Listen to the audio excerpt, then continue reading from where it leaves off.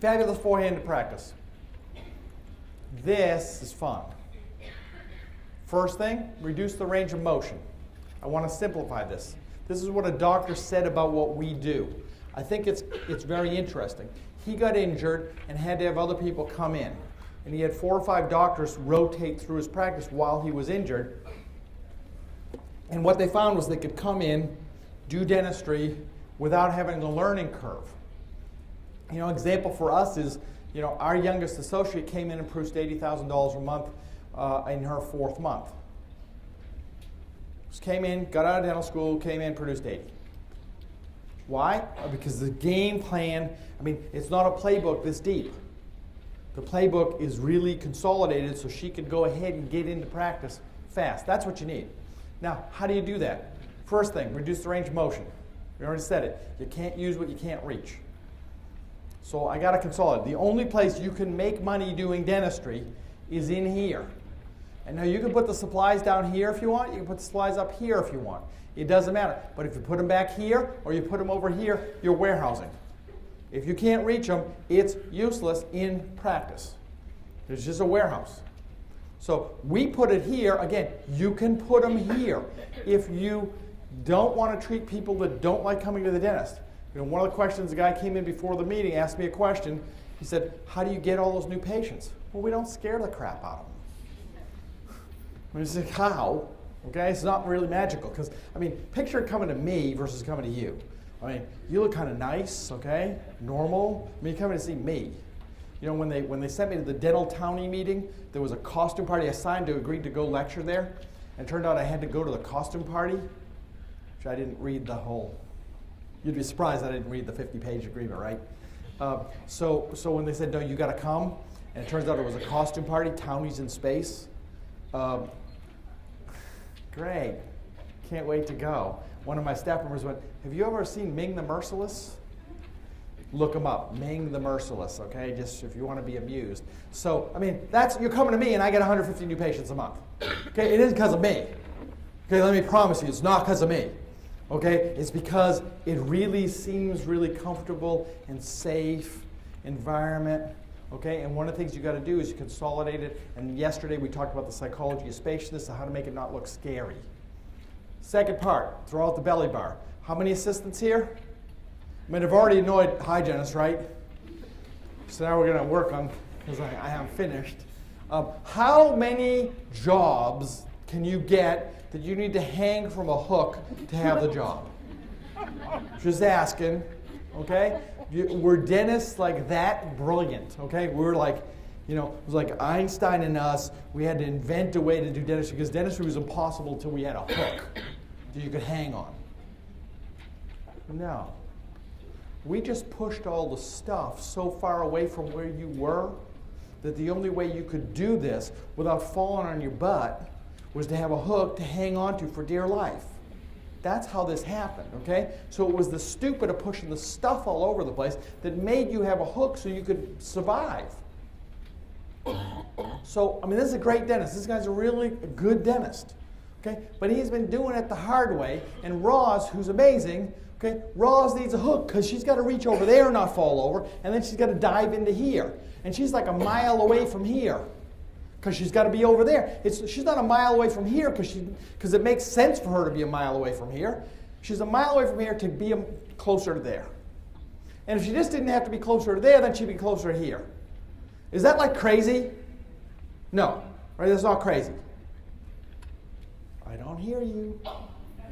Okay? That's theoretically not crazy, right? It would theoretically make sense that maybe all the people participating in the mouth could be closer to the mouth.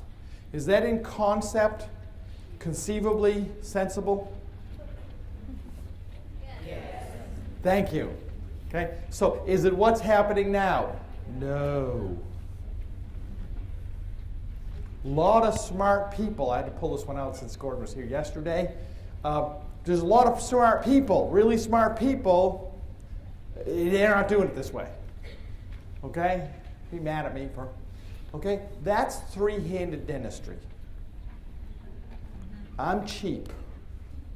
I would like to pay for both hands. Okay? It's just a thought. Okay? I could probably pay you more money if I got both of them. Okay? And if I'm only paying for one of them, I'm only paying half price.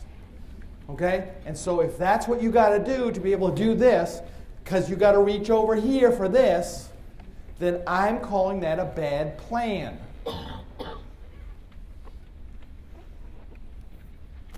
I think that's probably a better plan. And I think I might be able, I'll show you. So I think of this as ballet. This is an amazing performance that we put on in front of a live audience most of the time, okay, that we got to do with grace. Okay, to go ahead and have them come back when we're doing surgery on people that are conscious on their heads. I mean, Jesus, it's amazing that kind of anybody comes back. I mean, we do, really. I mean, you get knee surgery, you don't like watch, right? I mean, that's a whole other issue, but okay, if we're going to do that, we got to figure out how to do this. So there are a few ways to do this. We're done at 11? 11:30, oh geez, we got this in the bag. I'm going to get you done early, 330 slides. So here are the ways the doctors and assistants can work together. I'm going to need a dude. Side step. This is probably what you do now, right?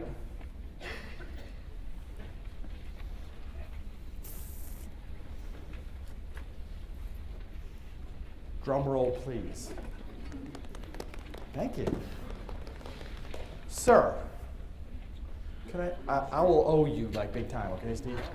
Come on, okay? So it is like, because if dudes can do this, then, anyway, can you sit like the normal side step thing? So here we are. He's doing good, huh? So like, I'm kind of going to face the patient, right? And that means you're going to face this way if you're the assistant. I'm the assistant, okay. Right, so you're the assistant, I'm the dentist. So I'm facing the patient, that's great. How does this feel? Do you feel gypped that you got to be looking this way to do your job when your job is this way? Who made that up? Probably some dentist, right? Like really? So this may be not ideal. Stay there for just a second. So this is what you get. Okay, sort of turn that way. The assistant's too high up to go ahead and look down over that, which means you got to have a hook. Okay, that's not sustainable in my book. One sec. Doctor slouched. Assistant can't reach because the chair is actually too low, even though the doctor's slouched. Okay, so you got the patient too low because you said, oh, got to get the patient low on your knees, but then you didn't stay high, you went low. Now the assistant can't get in, so the assistant's got to get high and get over you. Okay, that's a bad plan. So what are your other choices? Reverse overlap. Okay, reverse overlap is I could never understand this. And there's some equipment out there that you can buy that has like the cusper bowl. I was like, you might have to sit on the cusper bowl's way up here. And it's like, well, because in Finland, this is how they work. Okay, I think I got a picture. Oh yeah, but this is cool. It's hydraulic. Costs like $10,000. I don't know what you do with it, but it's cool.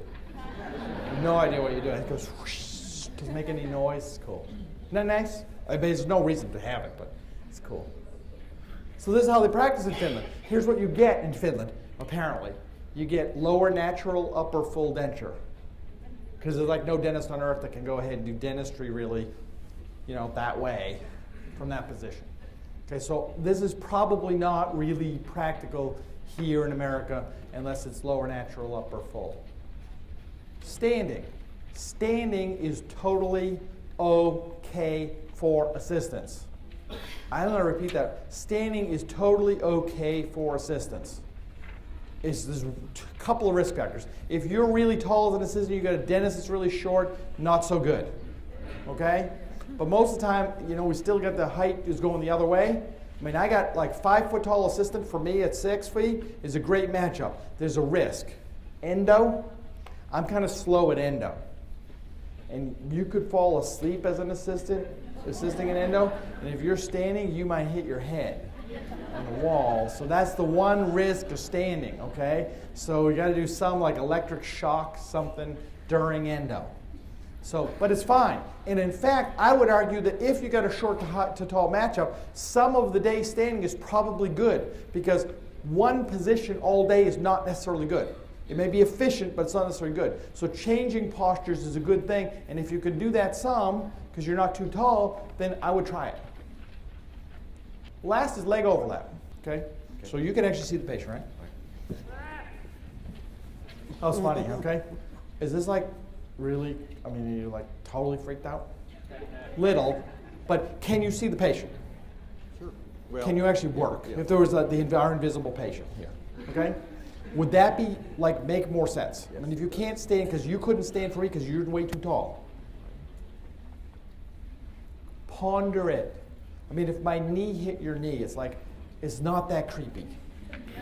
Okay, I didn't make this up. It's just, okay, in fact, thank you. This is a posture that you can actually get dentistry done with. So the slowest, I'm going to give this away so I don't turn this off because it's 2 minutes. And 2 minutes for me is a long time. The industry average production in dentistry is $450 some an hour. This is $1,600 an hour. Are flames coming off my hands because we're moving so fast? Not really. Okay? Do I look like I'm stressing here? Here's my one worry about this. My wife might find out, when I come home, she says, how's your day, honey? It's like, oh, it's kind of hard. I don't know if I can do the dishes because I'm tired. If she ever found out that this is what I did really, I would get beat. Because she's a physician and she has to really work in a really stupid environment. Okay? And this is all I have to do. So, how long, you see why I gave the controls away? Because I would be pushing the button now. How difficult is this? How long do I want to do dentistry like this? Forever. Okay? Out forever. Is there a likelihood that I will have a next best day in practice? Yes. Do my assistants go and have babies and then come back? Yes. Because there's nothing better they can think of doing. Okay? Because we're just compelled to make teeth that look good. It's crazy fun. And this is $1,600 an hour. Wow, we working hard here. Now the deal is, when I get done with whatever this is, I am going to get up and do the same thing in another room for some other kind of procedure, but it's kind of going to look exactly like this with whoever's in that room as an assistant. It's not going to be magical, that only certain people can do it, certain people can't. It's not going to be different. We're going to use exactly the same instruments. Give me that thing back. I can't stand this anymore. Okay, that's as much. That's 2 minutes. I can't do. But that's not hard. Okay? You can do that. But you've got to change the way you're doing it now. Yes? We all have earphones because we're in the CIA. We actually only treat spies. And so that's how that works. Okay, we have earphones in because if you're in more than 5 operatories, you're not going to know what's going on if you don't have some way of communicating. And you're going to have 5 operatories, unless you can have those little buttons on the wall with the secret code thing.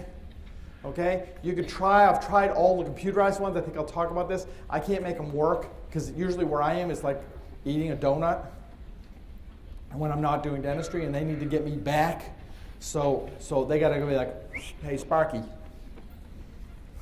Come on. So but that's why we do it. And I could no longer, I go in the office when I'm not scheduled, I will put a wire in. Just so, because I don't feel like I know what's going on unless I'm wearing a wire. Yes? Your glasses that you had have really great declination angle. Okay, that's the question is, your glasses have a really great declination angle. The only manufacturer with that declination angle is Surgitel. It's it. Nobody else comes close. Sorry if I'm making somebody mad. They're the only ones that come close. They have patents on how they bore that, and they got some new techniques that they're working on to make that even tighter. Okay, declination angle is the most important thing I'm looking for in a loop, and most of your through the lenses have crappy declination angle. It's coming here, which forces you to do this. And that is a horrible way to do dentistry. And so some of the new through the lens that they're making have good declination angle. If you got a big nose like mine, you can't get it tight enough. So I got it flip downs because I can get them far enough out that I can still keep that declination angle with those lenses. Get a smaller nose. Yes. Okay, two brands of headphones that work pretty well: Kenwood and Motorola. You can get the cheaper ones at Radio Shack. But if you're near a highway, you will learn about truckers and what they say. I didn't take Steve out there; it was close though, wasn't it? Okay, so those are the two brands that work best. They're both too big and annoying, and you should, eventually we get the companies to make a small one for us because they'll go like 2 miles, which is not really, I don't know, my office isn't that big. Yes? There's no belly bar, honey. Okay, there is no belly bar. In fact, now I own probably 40 chairs. Okay, I own probably 40 chairs. I'm not kidding.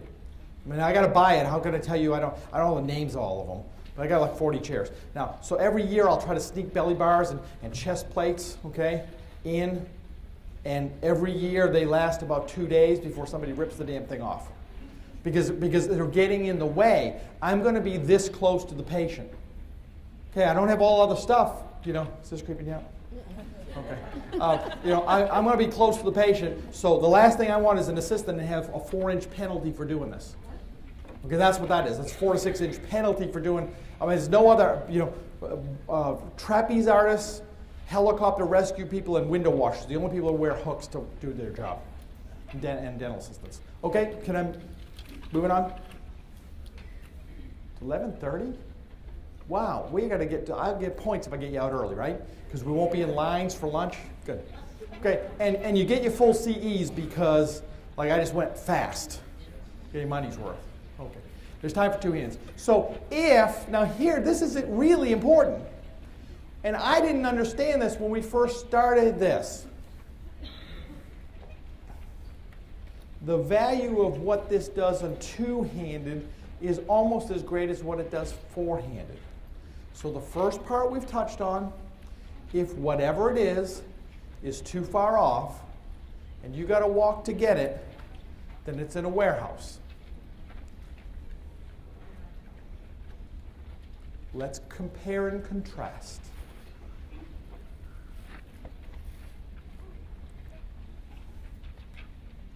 We need some different music on this one.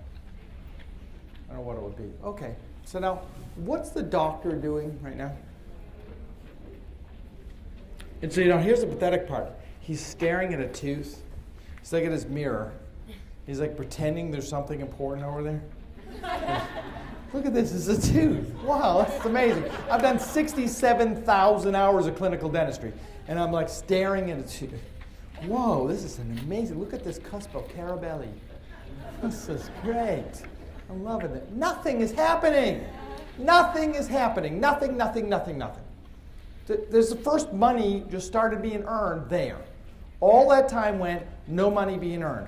Patient is not getting anything of value during all that time. And we got about a class 15 motion here too, which is just, let's not do a lot and then make it ergonomically bad too. Sweet. Okay? Stupid. Okay, it's a warehouse and you shouldn't have gloves on. Okay? Okay, a great forehand setup should be both two-handed and ambidextrous. Because your next great person may be lefty. So, works great for two-hand. So you need it to work great in two-hand mode, and it needs to be able to convert forehand to two-hand. One of the reasons for the performance we get has nothing to do with me and everything to do with my peers, who are amongst the highest paid, best, and most fun people to work with in the industry, because they can do a lot. When I leave the room, they're working. When I hear other doctors say, what happens when your assistant leaves the room? Nothing. Okay, because if you don't have four hands in the room, nothing can happen. Okay, I will tell you every single day, I start a procedure and there's no assistant there. And I'm going to start. I'm going to start. I'm okay. Because I can. And then somebody's going to hear a hand piece going and they're going to show up. And they're just going to show up and they're going to stand up and they're going to resume. And then I'm not going to stop. They're not sitting until something changes. I'm just going to go. Okay, and if they wanted to sit, they could get there early. Oh, hey. You're asking. Okay, so now, is it engaged? Yeah, it is. Do I think it does a lot? We're talking about the lumbar sport. I don't think so. I don't think it does a lot. Okay, we had a lefty. I was lecturing here in Atlanta about 8 years ago, and I thought I was going for a burger. The other doctors in the program said, hey, you want to come up with us? I kind of locked down. You notice what I did last night is I'm locking down. Okay, I'm going to be ready to give my all the next day, so I'm not going out.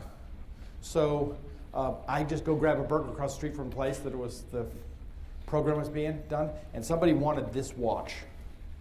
This very watch, which obviously he failed, because it's a failure as a criminal. But unfortunately, he did try to drag my shoulder off to get the watch. If he just asked, he could have said, I am a mugger, I want your watch. Okay, it's Cartier. Have a great time with it. You'll look great in the watch, okay? But no, so he had to take the shoulder, so I had to go get surgery. Okay, put that shoulder back on. So Alan, who I'd known for many years, said, I'll come and help you. So Alan's southpaw. So I said, Alan, you just go in and they'll just have that thing set up for you in a couple minutes. He said, oh, well, what I'll do is I'll spin the chair around. I've worked with righties before. I'll spin the chair around and then I'll do this and I'll do that. Well, I said, no, you just go whoosh, whoosh. Change the two chairs, slide the workstation over. He went, I was practicing for 30 years and it takes like an hour to go ahead and reset the room. And he was kind of depressed for a little while. We found that out. But I want you to go ahead. If somebody comes and interviews with you and they're a lefty, it should not matter a whit. Okay? And I mean within the day. It's not like you have lefty rooms and righty rooms. It's any room, anytime, anyone. Okay? So it just needs to convert back and forth easy. However you do this. So if it doesn't do that, I consider it a defective room. Because I want the best. I don't want to have 10% of our profession not to be able to work with you. Doesn't make sense.